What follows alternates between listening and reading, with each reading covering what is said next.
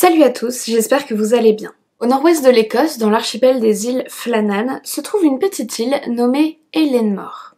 En 1900, cette île n'a que 3 habitants, mais plus pour très longtemps, car une semaine avant Noël, ils vont tous disparaître mystérieusement.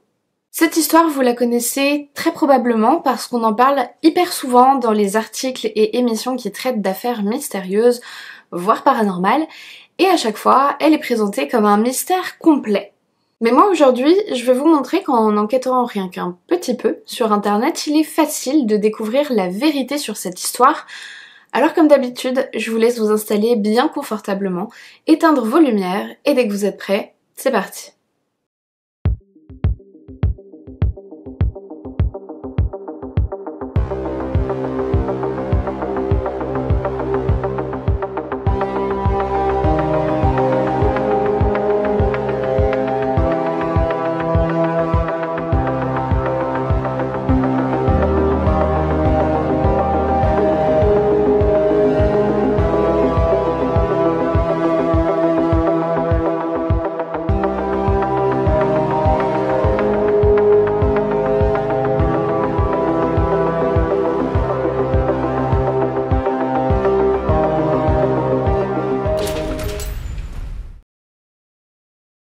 En gros, pour vous expliquer le contexte, on est à la fin du 19e siècle sur la côte au nord de l'Écosse, dans une zone qui est vraiment très dangereuse pour les bateaux. Là-bas, il y a beaucoup de navires qui font naufrage parce qu'ils heurtent les roches près des côtes.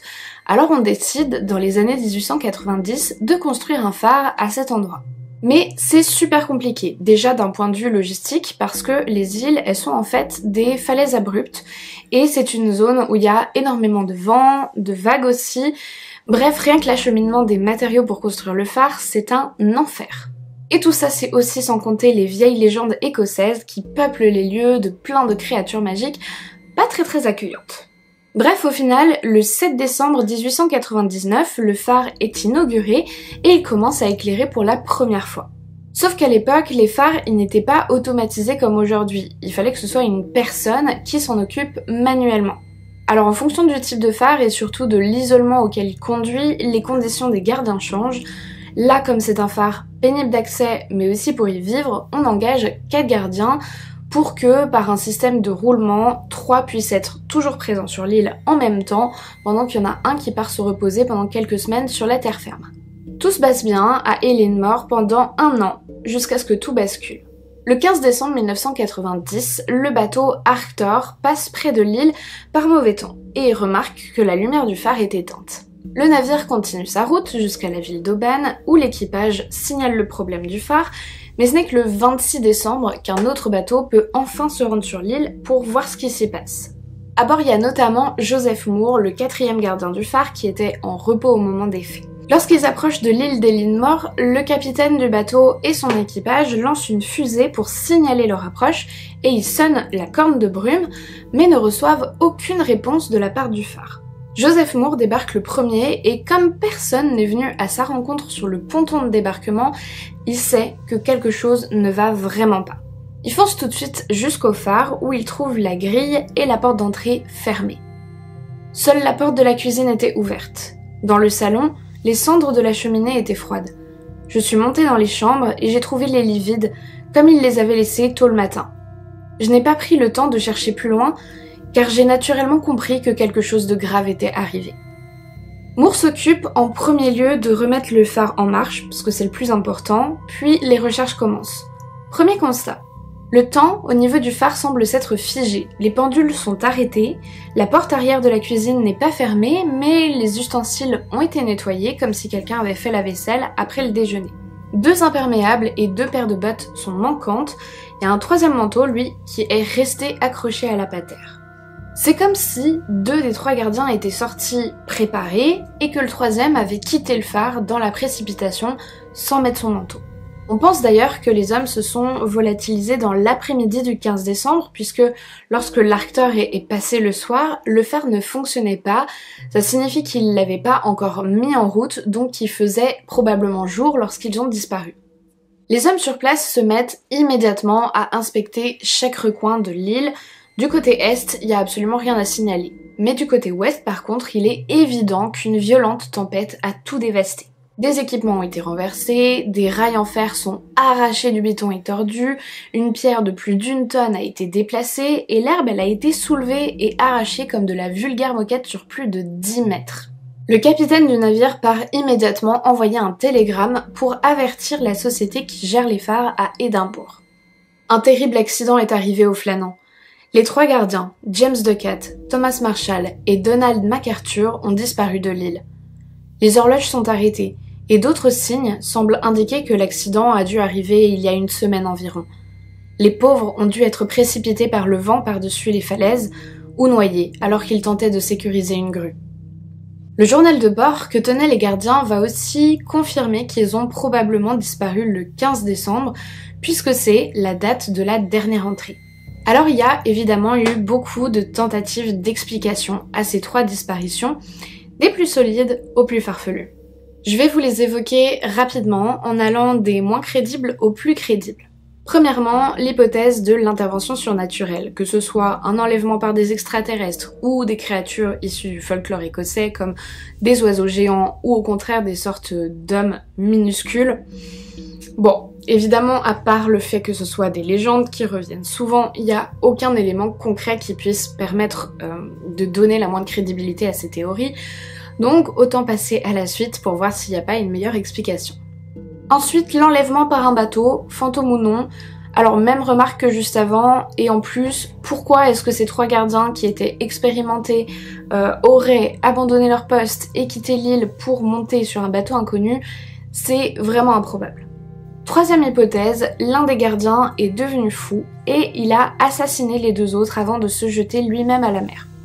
Alors là, on quitte les théories paranormales, ce qui me plaît déjà un petit peu plus, mais on part sur l'hypothèse du coup de folie. Ça va de pair, je pense, avec le fait qu'on a souvent attribué aux phares ce pouvoir de rendre les gens fous, un petit peu comme tous les lieux qui sont coupés du monde dans le style Overlook Hotel par exemple. Mais plusieurs choses semblent entrer en contradiction avec cette hypothèse. Déjà, les 3 gardiens n'étaient pas inexpérimentés du tout concernant la garde de phare. C'était pour 2 d'entre eux, en tout cas, leur métier depuis de longues années. Un petit peu moins pour le 3e qui n'avait que 28 ans, mais qui n'était pas non plus totalement nouveau dans le domaine. Et puis le 4e gardien les connaissait bien, il avait déjà travaillé avec chacun d'entre eux pendant plus d'1 an, et il n'a jamais rapporté le moindre comportement suspect ou le moindre trouble psychologique chez ses collègues. Puis enfin, parce qu'il n'y a aucun objet qui semble pouvoir avoir été l'arme du crime, il n'y avait rien qui manquait dans le phare. Alors on pourra toujours dire qu'il y a la possibilité de l'étranglement, et oui, c'est pas impossible d'un point de vue technique, mais disons que ça reste une explication un petit peu tirée par les cheveux. Maintenant, les 2 explications les plus plausibles, et qui sont d'ailleurs celles évoquées dans tous les rapports des enquêtes de l'époque, c'est la probabilité que les 3 gardiens aient été victimes d'une tempête, auquel cas, soit ils auraient été poussés par le vent au-dessus des falaises, soit ils auraient pu être emportés par des très grandes vagues. Dans les 2 cas, on pense qu'ils ont été tués par la tempête et que leurs corps ont été emportés au large, trop loin pour qu'on puisse les retrouver malheureusement. Oui mais voilà, ceux d'entre vous qui connaissent déjà cette affaire, et je pense que vous êtes nombreux, allez me dire qu'il y a quelque chose qui bloque dans mon récit. Vous allez me dire, mais Sonia, pourquoi est-ce que tu n'as pas parlé du journal de bord et des étranges inscriptions qui ont été retrouvées dedans? Ne vous en faites pas, j'y viens. Alors, dans ce journal de bord, retrouvé dans le phare, voilà ce qu'on pouvait lire. 12 décembre. Bourrasque de vent, nord par nord-ouest. La mer est déchaînée. Tempête à 21h. On n'a jamais vu une telle tempête. Tout est en ordre. Ducat est irritable. Minuit. La tempête fait toujours rage. Le vent est constant. Il est impossible de sortir. Des bateaux sont passés en sonnant la corne de brume. On pouvait apercevoir les lumières des cabines. Ducat est silencieux.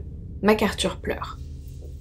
13 décembre. La tempête a continué toute la nuit. Le vent est passé de l'ouest au nord.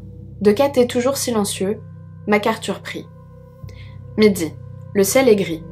Moi, Ducat et MacArthur avons prié. 15 décembre, 13h. La tempête s'est calmée. La mer est calme. Dieu est au-dessus de tout. C'est super bizarre, pas vrai? Je veux dire, ça ne colle pas pas du tout avec l'explication plausible que j'ai donnée juste avant, selon laquelle les gardiens auraient été emportés par la tempête, et donc finalement ça ruine toute tentative d'explication rationnelle des faits. Sauf que, c'est faux. Ces fameuses entrées dans le journal de bord, elles ont été inventées après coup, probablement par la presse ou par des habitants locaux, pour rendre cette histoire bien plus bizarre qu'elle ne l'était réellement. Et ça se remarque grâce à plusieurs détails. Déjà, toutes les personnes qui savent vraiment comment on tient un journal de bord vous diront que les entrées dans un tel carnet, elles sont toujours purement factuelles. On y notait principalement les observations météorologiques et les heures, c'est tout. Il est assez inconcevable d'y voir apparaître des remarques du genre « un tel est silencieux, un tel est irritable, on s'est mis à prier ». Non, juste non. Toutes ces figures de style sont bien plus dans le style littéraire de journalistes ou d'auteurs de romans à sensation que du genre des gardiens de phare. C'est d'ailleurs encore plus improbable quand on sait que Decat était le supérieur des deux autres gardiens et qu'il est impensable qu'un de ses subalternes puisse écrire des observations relatives à ses humeurs ou ses comportements dans un document officiel. À la limite, ça aurait été dans un journal intime, pourquoi pas, mais c'est même pas le cas. Et puis, certains détails qui sont parfois relatés concernant cette histoire, comme le fait que les lits étaient défaits lorsqu'on serait entré dans le phare, ou qu'on aurait retrouvé un repas à moitié entamé sur la table et une chaise retournée, et ça aussi, c'est de la pure invention. Ce sont des petits détails qu'on retrouve fréquemment dans les histoires de disparition, notamment dans tout ce qui est l'univers marin. C'est par exemple presque mot pour mot les mêmes précisions qui sont données dans le récit de la disparition des passagers du navire Marie Céleste.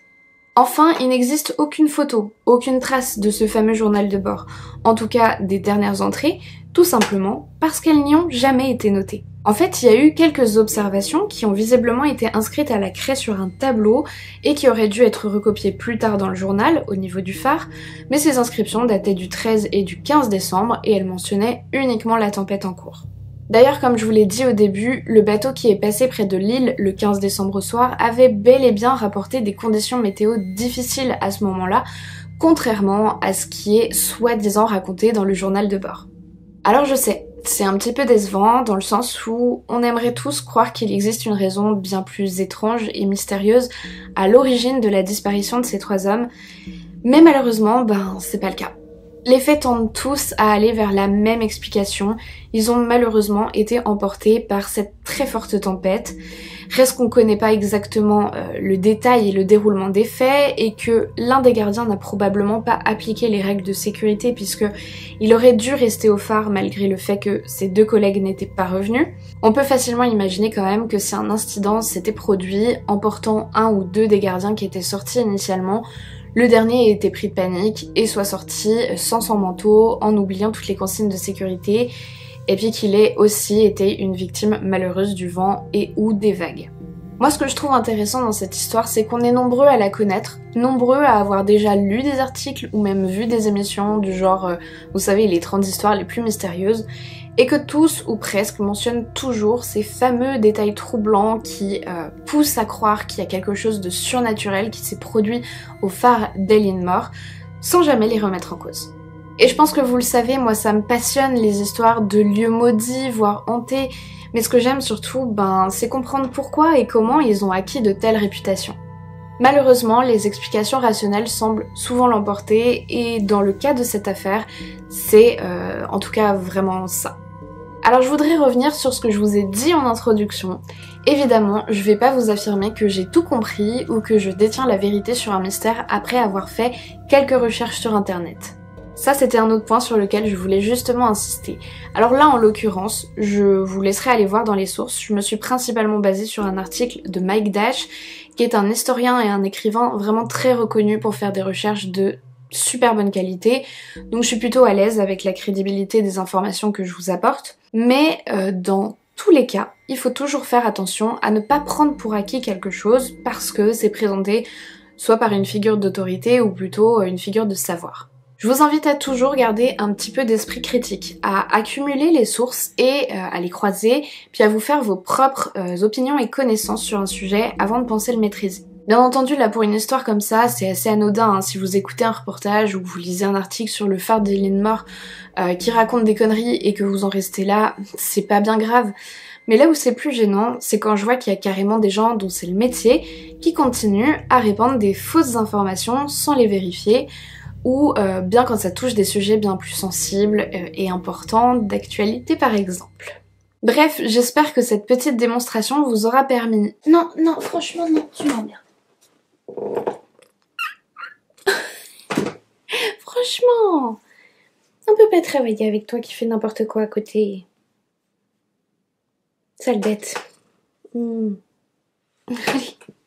Bref, j'espère que cette petite démonstration vous aura permis, premièrement, d'éclaircir un petit peu ce soi-disant mystère du phare des Linmore, parce que même si on sait pas précisément ce qui s'est produit en 1900, c'est en tout cas beaucoup moins vague et surnaturel qu'on a pu le faire croire dans la plupart des reportages. Et deuxièmement, que ça vous fera une petite piqûre de rappel sur le fait que, sans forcément virer à la paranoïa, hein, il faut toujours faire attention à vérifier les informations qui vous sont données, quelle que soit la source, que ce soit internet, télé, des livres, des journaux, etc. Et donc ça me concerne aussi, hein. Voilà. J'espère que cette vidéo vous aura plu, je sais qu'elle a été plus courte que d'habitude, mais comme je vous l'avais dit, là j'ai eu des semaines vraiment très chargées. J'espère de tout cœur pouvoir reprendre un format plus long dès la semaine prochaine, normalement ça devrait être le cas. N'oubliez pas de me laisser un petit pouce en l'air si cette vidéo vous a plu et de vous abonner à ma chaîne si c'est pas encore le cas, ça me soutient énormément. Moi je vous dis à la semaine prochaine pour une nouvelle histoire, je vous embrasse et puis en attendant, comme d'habitude, n'oubliez surtout pas de rallumer vos lumières.